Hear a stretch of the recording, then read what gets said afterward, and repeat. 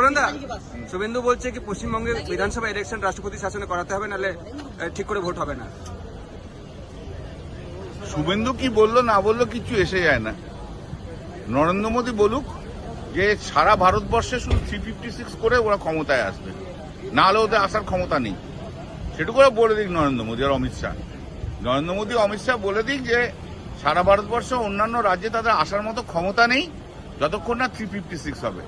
356 নিয়ে মিলিটারির সঙ্গে নিয়ে, ইলেকশন কমিশন সঙ্গে নিয়ে শুভেন্দু অধিকারী বীর সাজবে। এমনিতে তো কোনো দাম নেই, বুঝে গেছে তো মানুষের কাছে কোনো যোগ্যতা বলে কোনো জিনিস নেই। মানুষ একদম রিজেক্ট করছে, এটুকু বুঝে গেছে, একদম একদম বুঝে গেছে, পাগলা হয়ে যাচ্ছে তার জন্য। এবারে বলছে যে বুথ ক্যাপচার করব, ভোট লুট করব, এগুলো সমস্ত কিছু সে যে করবো, তাই জন্য তো 356 দরকার, অমিত শাহের পুলিশ দরকার, মিলিটারি দরকার, রাজ্যপাল দরকার, ইলেকশন কমিশন দরকার।